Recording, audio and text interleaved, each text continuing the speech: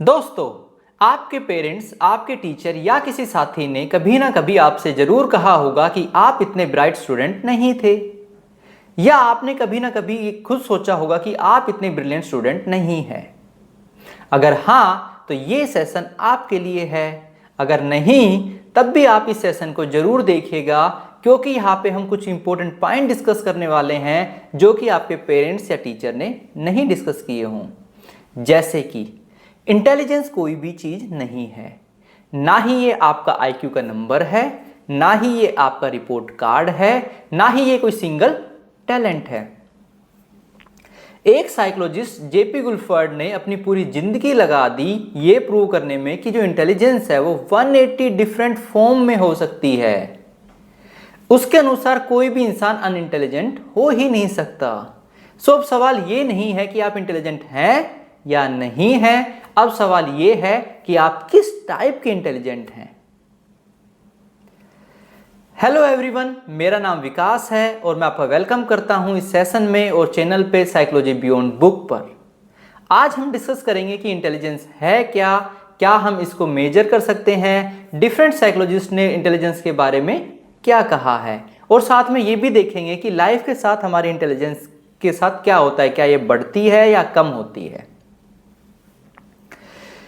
चलिए स्टार्ट करते हैं, बट बिफोर स्टार्ट आपके लिए एक छोटा सा ब्रेन टीजर, क्योंकि अगर हम यहाँ पे साइकोलॉजी पढ़ रहे हैं तो एक छोटा सा टेस्ट तो बनता है।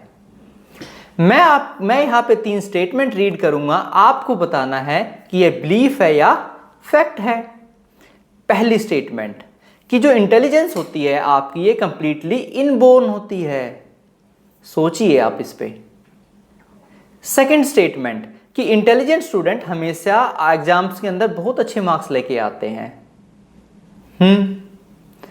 थर्ड स्टेटमेंट कि इंटेलिजेंट स्टूडेंट किसी को भी इंप्रेस कर सकते हैं bye their way of talking.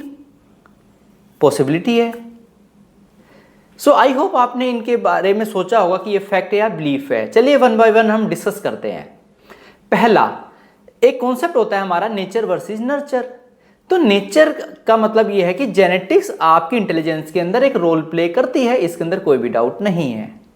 But आप किस एनवायरनमेंट में पढ़ रहे हैं या आपकी अपब्रिंगिंग हो रही है, आपकी एजुकेशन क्या है, आपकी एक्सपीरियंस क्या है, ये आपकी इंटेलिजेंस को शेप करते हैं किसी पर्टिकुलर फॉर्म में।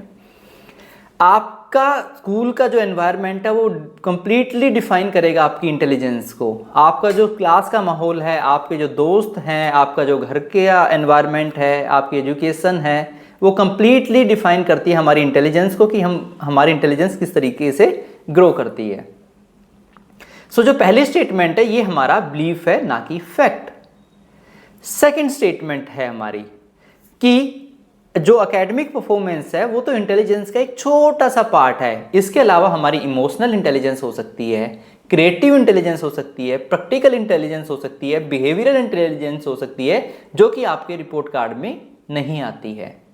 सो जो सेकंड स्टेटमेंट है ये भी मेरी एक बिलीफ है। थर्ड स्टेटमेंट, जो इंटेलिजेंट पीपल्स होते हैं वो नॉर्मली अच्छे स्पीकर नहीं होते हैं, वही दूसरी तरफ जो अच्छे स्पीकर होते हैं वो डीप थिंकर नहीं होते हैं। अगर ऐसा होता, ये स्टेटमेंट अगर फैक्ट होती, तो सारे के सारे पॉलिटिशियन आइंस्टीन होते। तो सोचिए कि हमारा इंटेलिजेंस के बारे में कितने सारे मिथ है हमारे पास, कितने सारे अजम्पशन है। आज हम ऐसे ही कुछ अजम्पशन को भी लेंगे और अंडरस्टैंड करेंगे कि एग्जैक्टली इंटेलिजेंस है क्या। तो समझते हैं इंटेलिजेंस के बारे में। सो पूछते हैं हम ऑक्सफोर्ड डिक्शनरी से कि इंटेलिजेंस होती क्या है। तो अकॉर्डिंग टू ऑक्सफोर्ड डिक्शनरी वो कहती है कि it is the power, right. किस चीज की पावर? आपकी परसीविंग की पावर, आपकी अंडरस्टैंडिंग की पावर, आपकी लर्निंग की पावर और आपकी नोइंग की पावर को उसने कहा इंटेलिजेंस। साथ ही साथ ऑक्सफोर्ड डिक्शनरी ने रिलेट किया कि आपकी मेंटल अलर्टनेस और क्विकनेस को भी इंटेलिजेंस के साथ रिलेट किया। सिंपल है ना। बट साइकोलॉजिस्ट का अलग व्यू है। तो जैसे कि हम बात करें एल्फ्रेड बिनेट, उन्होंने कहा कि ये आपकी एबिलिटी है, राइट, टू जज well, understand well and reason well, right. तो उन्होंने क्या कहा कि आपका जज करने का, समझने का राइट, और रीजन करने की जो कैपेबिलिटी है वो आपका इंटेलिजेंस है। उन्होंने सिर्फ समझने तक ध्यान नहीं दिया, उन्होंने आपके एक्शन की बात की है अल्फ्रेड बिनेट ने। उसके बाद आया अपने डेविड वेसलर। डेविड वेसलर ने अपनी एक स्टेटमेंट दी, उन्होंने कहा कि इट इज द एग्रीगेट या global capacity, right, to act purposefully, think rationally and deal effectively with the environment. तो उनका फोकस भी कहा रहा एक्शन के ऊपर कि इफेक्टिवली आप एनवायरमेंट के साथ कैसे डील करेंगे, राइट। सो ये एक फंक्शनल टूल है जो आपको ये बताता है कि आप अपने एनवायरनमेंट में कैसे आप इफेक्टिवली डील करेंगे, या नए चैलेंजेस, नई प्रॉब्लम को आप कैसे सोल्व करेंगे, या आप जिस एनवायरनमेंट में रह रहे हैं उसको कैसे मॉडिफाई करेंगे अपनी रिक्वायरमेंट के अनुसार, वो भी इंटेलिजेंस है। सो इंटेलिजेंस के जैसे जैसे इवोल्यूशन हुआ वैसे वैसे डिफरेंट साइकोलॉजिस्ट ने डिफरेंट व्यूज दिए अपनी एक्सपीरियंस और अपने प्रैक्टिकल्स के अकॉर्डिंग। सो यहाँ पे एक ग्रेट डिबेट की बात हम कर सकते हैं कि कुछ साइंटिस्ट का मानना ये था, जैसे अपना अल्फ्रेड बिनेट हो गए, डेविड वेसलर हो गए, उनका मानना ये था कि जो इंटेलिजेंस है ना वो एक ही चीज़ है, और वही एक चीज़ आपकी लाइफ के अंदर हर जगह यूज हो रही है। मतलब वही मैथमेटिक्स में यूज हो रही है, वही आपकी म्यूजिक में यूज हो रही होगी, वही आपकी लैंग्वेज को जब सीख रहे हैं वही पावर यूज हो रही है, राइट। वही दूसरी तरफ अपनी टीम मल्टीपल का मानना ये था कि जो इंटेलिजेंस है ना ये एग्रीगेट है या कॉम्बिनेशन ऑफ डिफरेंट एबिलिटीज हैं। आपकी कोई इंसान मैथ के अंदर बहुत अच्छा हो सकता है, बट वही वो इंसान रीडिंग के अंदर वीक हो सकता है मे बी, या म्यूजिक के अंदर वीक हो सकता है, राइट। तो उसने एक कॉन्सेप्ट दिया कि ये कुछ इस तरीके से है कि एक लाइट, मोनोक्रोमेटिक लाइट जब प्रिज्म में से पास होती है वो 7 डिफरेंट कॉम्बिनेशन बनाती है। सो अकॉर्डिंगली उनका भी सेम मानना था कि ये कॉम्बिनेशन है 7 डिफरेंट एबिलिटीज का, राइट। सो धीरे धीरे इवोल्यूशन आगे हुआ साइकोलॉजी के एरिया के अंदर। तो वहाँ पे साइकोलॉजिस्ट ने इसको दो रस्तों में डिवाइड किया, 2 पार्ट लाइनेज के अंदर डिवाइड किया। पहली लाइनेज की हम बात करें तो उन्होंने कहा कि ये साइकोमेट्रिक या स्ट्रक्चरल अप्रोच है। इसमें जो साइंटिस्ट थे हमारे, जैसे चार्ल्स स्पीयरमैन है, अपना आर्थर जेनसन है, जेपी गुल्फर्ड है, उनका मानना ये था कि जो इंटेलिजेंस है ना उसको आप मेजर कर सकते हैं, आप उसको मैप भी कर सकते हो, आप उसको स्ट्रक्चर भी कर सकते हो। तो इस लाइनेज के अंदर जितने भी हमारे साइकोलॉजिस्ट रहे उनका फोकस कहाँ पे था, उसको मेजर करने पे, इंटेलिजेंस को, या स्ट्रक्चर करने पे। बट दूसरी तरफ एक और लाइनेज बनी, रास्ता बना, जिसके अंदर कुछ साइकोलॉजिस्ट थे, उनका मानना ये था कि ठीक है आप मेजर करते हैं, रादर देन आप मेजर के आप ये कर सकते हैं कि इंटेलिजेंस हमारे दिमाग में कैसे काम कर रही है। उनका फोकस क्या था कि हमारे इंटेलिजेंस, हमारी जो ब्रेन प्रोसेसिंग है उसके अंदर कैसे यूज हो रही है और क्या इम्पैक्ट आ रहा है उसका। जैसे स्टनबर्ग, दास, अपना नेग्लेरी, किर्बी, उन्होंने अपना पास मॉडल दिया। इनको हम अंडरस्टैंड करेंगे नेक्स्ट सेशंस के अंदर। आज हम बात करने वाले हैं साइकोमेट्रिक या स्ट्रक्चर अप्रोच की, from the Alfred Binet to JP Guilford, कि उनकी क्या क्या स्टेटमेंट्स थी और based on their experience in the practicals.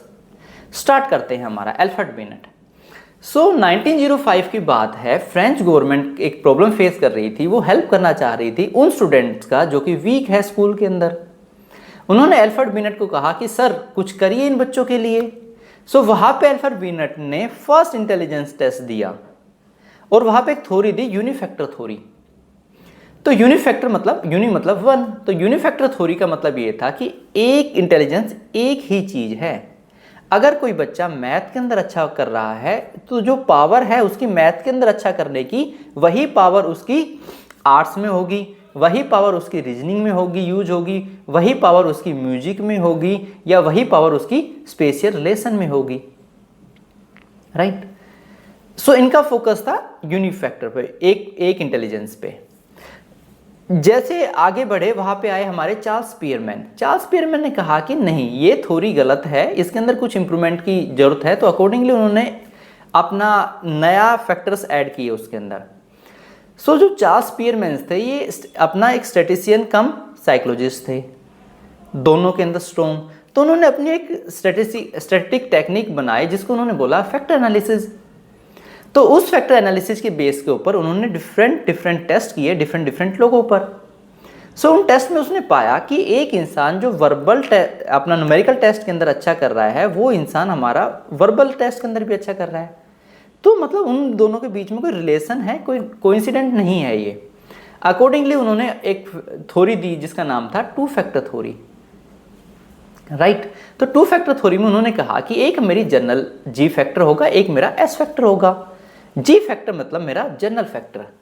तो जब उसने बात की मेरा जनरल फैक्टर मतलब वो इंटेलिजेंस का पार्ट जो आपको आपकी डेली लाइफ के अंदर यूज हो रहा है हर काम को करने के लिए, वही एस फैक्टर का मतलब ये था specific factor. It means that कुछ पर्टिकुलर टास्क को कंप्लीट करने के लिए जिस इंटेलिजेंस की आपको जरूरत पड़ेगी उसको उन्होंने कहा S factor.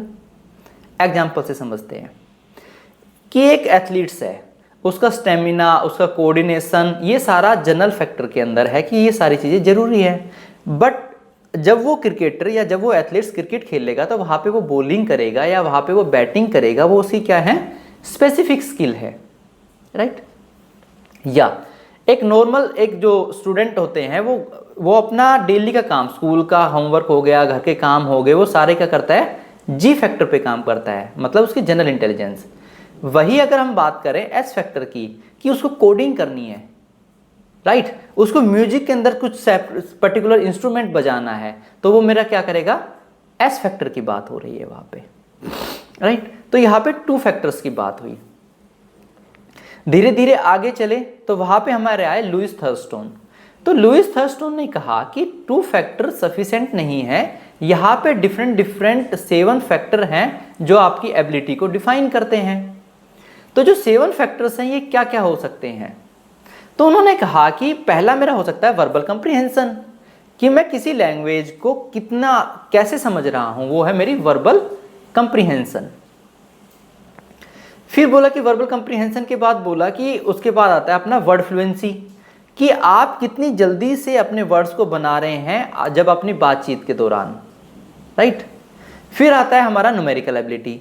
So numerical ability मतलब आप सिंबल्स के अंदर, आप फॉर्मूला के अंदर, आप नंबर्स के अंदर कितनी एफिशिएंटली आप उनको यूज कर रहे हैं, this is the number ability, right. फिर स्पेशियल रिलेशन मतलब आपकी विजुअलाइजेशन पावर, कि आप अपने माइंड के अंदर किसी भी 3D स्ट्रक्चर को किस तरीके से आप रोटेट कर रहे हैं, इमेजिन कर रहे हैं, विजुअलाइज कर रहे हैं, आप उसको अंडरस्टैंड कर रहे हैं।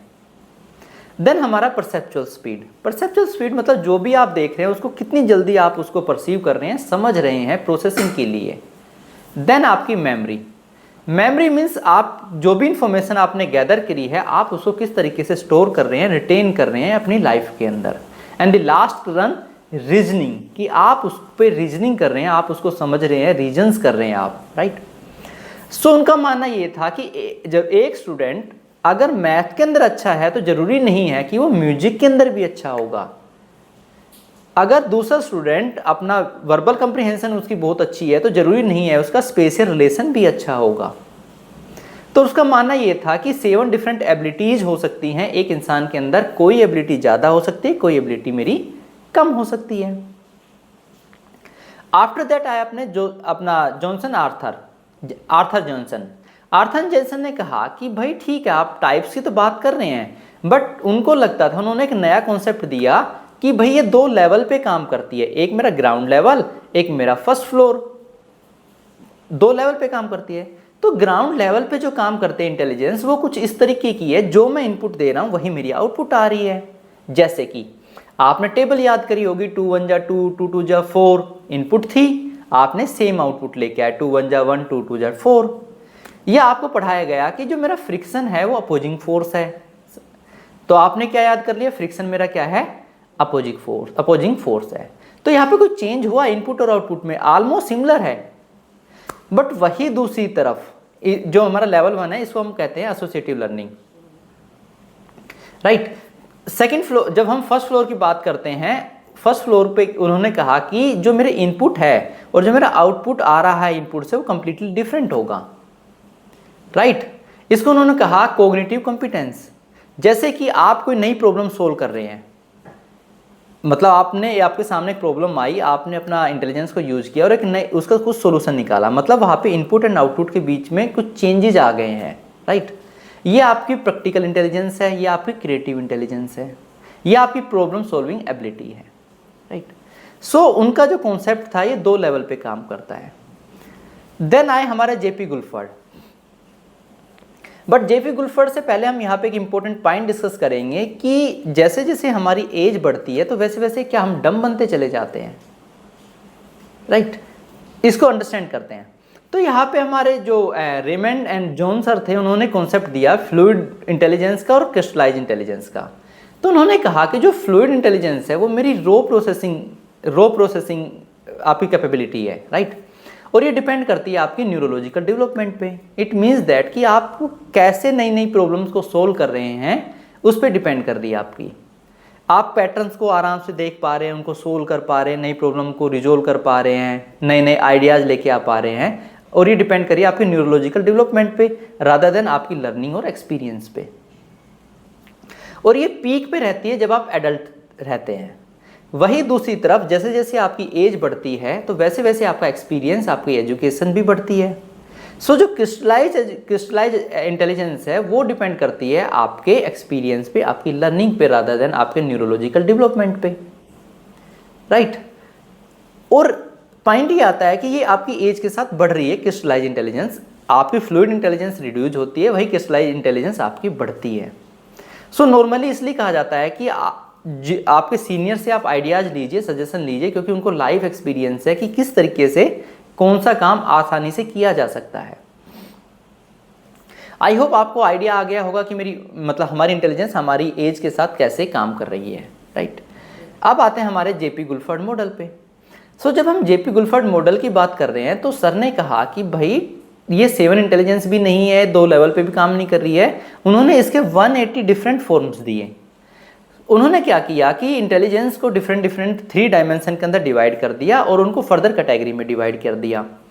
तो जैसे कि हम देखते हैं कि हमारे ऑपरेशन, राइट, उन्होंने क्या किया, एक्स एक्सिस पे ऑपरेशन रख दिया। फॉर एग्जांपल ऑपरेशंस क्या क्या हो सकते हैं मेरा, cognition, memory storage, memory retention, आपका अपना convergent production, divergent production, and last one evaluation.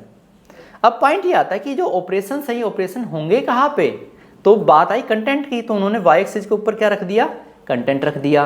Content में क्या क्या हो सकता है, आपका विजुअल कि आप क्या देख रहे हैं, आपका ऑडिटरी, आपकी सिमेंटिक, आपके सिंबॉलिक, आपका बिहेवियर। एंड जेड एक्सिस पे उन्होंने लिख दिया कि प्रोडक्ट क्या है, मेरा यूनिट हो सकती है प्रोडक्ट, मेरी क्लास हो सकती है, उन क्लास के बीच में रिलेशन हो सकता है, मल्टीपल क्लास बन के एक सिस्टम बना सकती हैं, right. Transformation and the implication. So यहाँ पे आप देखेंगे कि ऑपरेशन मेरे क्या हुए, 6 हुए, कंटेंट 5 हुए, प्रोडक्ट मेरे 6 हुए। तो 6 5 जा 30 एंड 36 जा 180। तो ऐसे करके उन्होंने 180 डिफरेंट फॉर्म ऑफ इंटेलिजेंस के बारे में बताया। समझते हैं इसको। जब हम इंटेलिजेंस की बात कर रहे हैं तो हर सेल एक इंटेलिजेंस को डिफाइन कर रहा है। इसका मतलब ये हुआ कि यहाँ पे 180 डिफरेंट इंटेलिजेंस हो रही हैं, क्योंकि 180 डिफरेंट सेल्स हैं। और आप जरूरी नहीं है कि आप सिर्फ एक सेल में हैं, आप यहाँ पे 180 के 180 सेल के अंदर आप हो सकते हैं। आपके अंदर वो इंटेलिजेंस हो सकती है जो 180 सेल्स के अंदर डिफाइन की गई है। जैसे कि कोग्निशन, विजुअलाइजेशन, हम ऐसे लेते हैं इसको कि हर सेल हर डायमेंशन से एक एक पार्ट लेते हैं, एक ऑपरेशन का पार्ट, एक अपना कंटेंट का और एक अपना प्रोडक्ट का। तो जैसे कि कोग्निशन, विजुअलाइजेशन और यूनिट, कि आप अपनी मदर का चेहरा भीड़ के अंदर आप पहचान पा रहे हैं। इट मीन्स दैट सबसे पहला पार्ट क्या था मेरा, कोग्निशन, विजुअल फेस, और आपकी मदर यूनिट। सो यहाँ पे आपकी कैपेबिलिटी क्या है कि किसी चीज को आप आइडेंटिफाई किस तरीके से कर रहे हैं। अगर मैं इसको फर्दर अंडरस्टैंड करते हैं इस कॉन्सेप्ट को, तो देखते हैं यहाँ पे 3 डिफरेंट एग्जांपल्स में। एक मदर है और एक बच्चा है। बच्चा अपनी मदर को कुछ बताने लग रहा है, बट उसकी लैंग्वेज, उसकी टोन और उसकी कंटेक्स्ट से मदर समझ पा रही है कि कुछ तो वो छुपा रहा है। तो यहाँ पे क्या हो रहा है, इवैल्यूएशन कर रही है मदर, किस चीज का, बच्चे के बिहेवियर का, और क्या बता रही है, उसका इम्प्लीकेशन बता रही है। एक टीचर है, क्लास में जब वो एंटर करता है तो अपने जो भी क्लास में बच्चे हैं, फॉर एग्जांपल हम मान लेते हैं 30 है, तो 30 का मूड, उनका इंटरेस्ट, उनका बॉडी लैंग्वेज को वो अंडरस्टैंड कर पा रहा है। तो यहाँ पे क्या है, कोग्निशन, समझ पा रहा है किसको, बिहेवियर को, बच्चों के बिहेवियर को, और क्या है अपना वो सिस्टम है, राइट। तो कॉग्निशन अपना ऑपरेशन हो गया, बिहेवियर मेरा कंटेंट हो गया, एंड मेरा जो सिस्टम क्या हो गया, मेरा प्रोडक्ट हो गया। एक और एग्जांपल समझते हैं कि एक डिटेक्टिव है, वो क्रॉस क्वेश्चनिंग कर रहा है एक क्लाइंट के साथ। तो वहां पे क्या हो रहा है मेरा कि कन्वर्जेंट है, मीन्स मल्टीपल ऑप्शंस में से वो क्या कर रहा है, कंक्रीट पे आ रहा है। वो उसके माइक्रो फंक्शंस को देख रहा है उस टाइम, जो कि किस तरीके से उसकी आंखें अप डाउन जा रही है, किस तरीके से उसकी बॉडी लैंग्वेज है। तो क्या कर रहा है कि इन सब को देखते हुए कंक्रीट उसके ऊपर आ रहा है। इसको बोलते हैं कन्वर्जेंट, मतलब एक सिंगल सोल्यूशन के ऊपर आना, राइट। किसे कर रहा है, अपना बिहेवियर पे। और क्या आएगा, इम्प्लीकेशन की, जो वो कर रहा है, बिहेवियर आ रहा है उसका इम्प्लीकेशन क्या है, मतलब आपका operation content plus product, right. तो यहाँ पे 180 डिफरेंट फॉर्म्स ऑफ इंटेलिजेंस हो सकती है, और आप 180 के 180 में हो सकते हैं। जो इसके फर्दर है, हमारे हार्वर्ड गार्डनर की मल्टीपल इंटेलिजेंस है, उनको हम नेक्स्ट सेशन के अंदर डिस्कस करेंगे। सो इन द एंड, हमने देखा कि हमारा अल्फ्रेड बिनेट ने बोला कि अगर मैं इस तरीके से समझते हैं कि एक हम घर बना रहे हैं, तो अल्फ्रेड बिनेट ने क्या कहा कि एक इंटेलिजेंस मतलब एक कमरा। देन हमारे आए अपने चार्ल्स स्पीयरमैन, उन्होंने कहा कि टू फैक्टर थ्योरी दी, जी फैक्टर और एस फैक्टर, मतलब एक कमरा और एक होल, राइट। फिर आए हमारे थर्नस्टोन सर, उन्होंने कहा कि नहीं भाई, यहाँ मतलब 7 टाइप ऑफ डिफरेंट एबिलिटीज होती हैं। अगर मैं घर के साथ कंपैरिजन करूं तो 7 डिफरेंट होल्स या रूम। फिर हमारे आए आर्थन जेनसन, उन्होंने कहा कि भाई ये 2 लेवल पे काम करती है, ग्राउंड फ्लोर और फर्स्ट फ्लोर मेरा। तो उन्होंने कहा कि मतलब उन्होंने अपना जाकर घर की बात करे तो अपना ग्राउंड फ्लोर हो गया, फर्स्ट फ्लोर हो गया। इन्होंने एसोसिएटिव लर्निंग के बारे में बताया, राइट। देन हमारे आए अपना जेपी गुलफर्ड सर, उन्होंने कहा कि इंटेलिजेंस मेरी 180 डिफरेंट टाइप की हो सकती है। 180 डिफरेंट टाइप की, एक इंसान के अंदर 180 different type of intelligence, type से वो इंटेलिजेंस हो सकता है। सो इन द एंड, आगे भविष्य के अंदर, या आप कभी कोई भी आपको कहे कि आप इंटेलिजेंट नहीं है, या आप उसको आप किसी को कहता हुआ सुने कि कोई बच्चा इंटेलिजेंस नहीं है, तो याद रखना कि हर इंसान 180 डिफरेंट टाइप से इंटेलिजेंस हो सकता है अकॉर्डिंग टू जेपी गुलफर्ड, या 7 डिफरेंट टाइप ऑफ इंटेलिजेंस हो सकता है हमारे लुईस स्टोन के अनुसार। सो इंटेलिजेंस, इसका मतलब ये हुआ कि हर बच्चा इंटेलिजेंस है, हर इंसान इंटेलिजेंस है, बस मैटर ये कर रहा है कि वो किस तरीके से इंटेलिजेंस है। सो आज के सेशन के लिए थैंक यू वेरी मच।